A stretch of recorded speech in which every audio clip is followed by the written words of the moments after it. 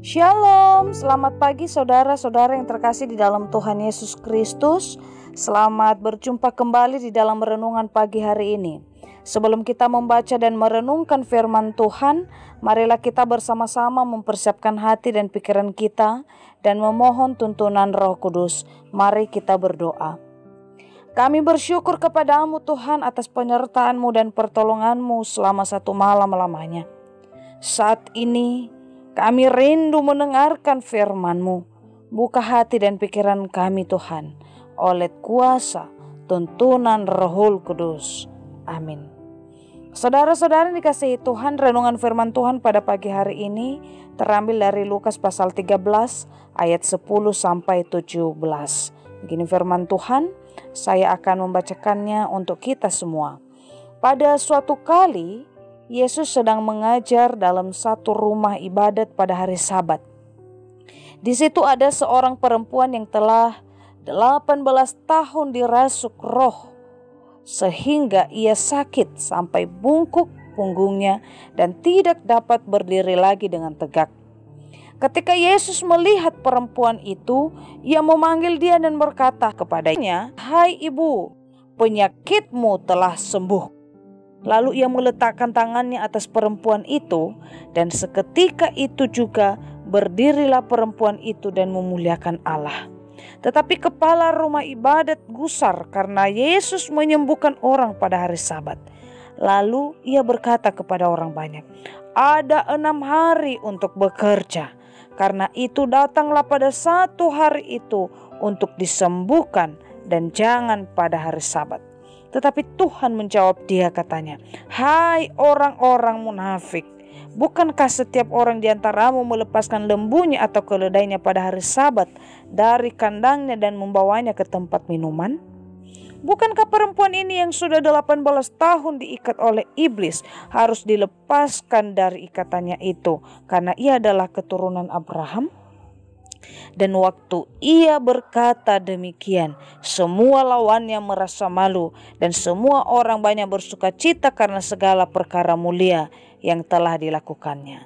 Demikian pembacaan firman Tuhan. Saudara-saudara yang terkasih, judul renungan pada pagi hari ini adalah hidup dalam kasih. Sekali lagi, hidup dalam kasih.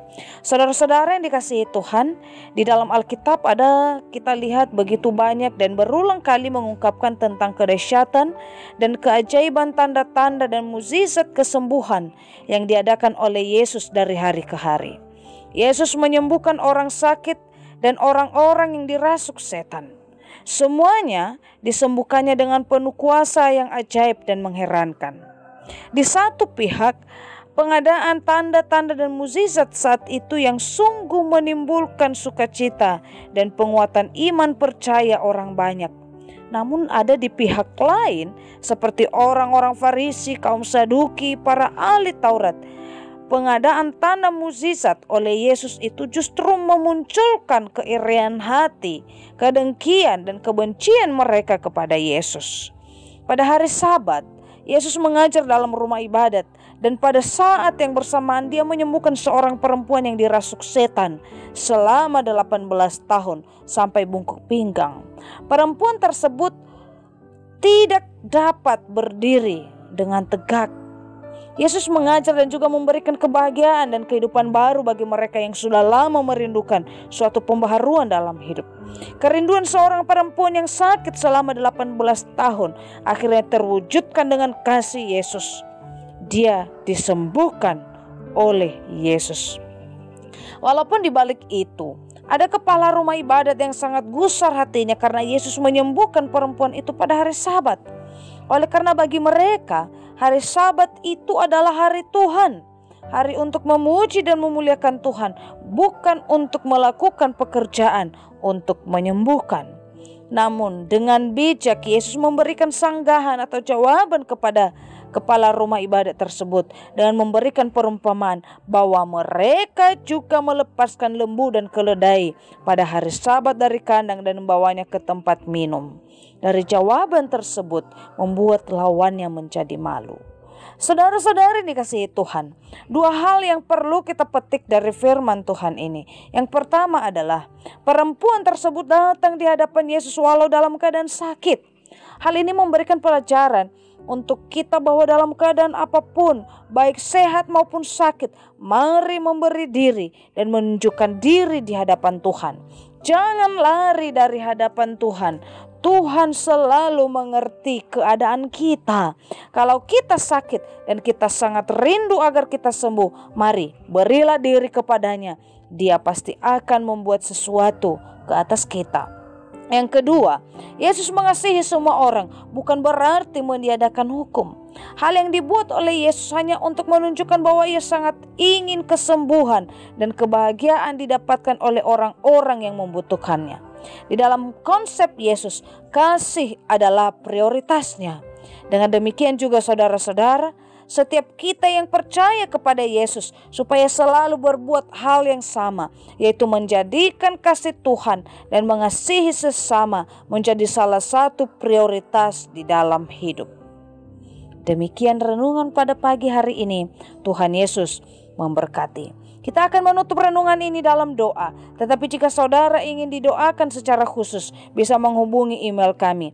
Kerinduan kami agar channel ini menjadi berkat bagi banyak orang. Mari kita berdoa. Bapa, ajarlah kami untuk mengikutimu dengan tulus, dengan memberi diri kami sebagai persembahan yang hidup di hadapan-Mu, dan juga mengikuti semua apa yang Tuhan inginkan di dalam hidup kami melalui hidup di dalam kasih. Ajar kami lebih lagi untuk melakukan kasih kepadamu dengan sungguh-sungguh dan juga kepada sesama kami, sehingga kami bisa menjadi berkat di dunia ini. Ajar kami melalui tuntunan Roh Kudus-Mu di dalam melakukan firman-Mu. Di hari ini Tuhan, seluruh kegiatan kami, seluruh aktivitas kami serahkan sepenuhnya di dalam tangan Tuhan. Kiranya Tuhan berkarya, Tuhan menyertai kami, Tuhan memampukan kami, memberikan kami kekuatan, berkat-berkat-Mu di hari ini, sehingga kami beroleh kehidupan yang daripada Tuhan. Ampuni dosa dan kesalahan kami Bapa, dan ajarlah kami untuk menjadi pribadi yang lebih baik lagi, yang memiliki iman yang teguh, harapan dan kasih yang tulus di dalam Tuhan. Amin. Saudara-saudara, mulailah harimu. Kiranya kasih dan anugerah Tuhan senantiasa melimpah di dalam kehidupanmu. Muliakanlah Tuhan di dalam setiap aktivitasmu, dan jadilah saksi hidup bagi firman-Nya. Roh Kudus menyertai kita semua. Sampai berjumpa kembali di renungan berikutnya. Tuhan Yesus memberkati.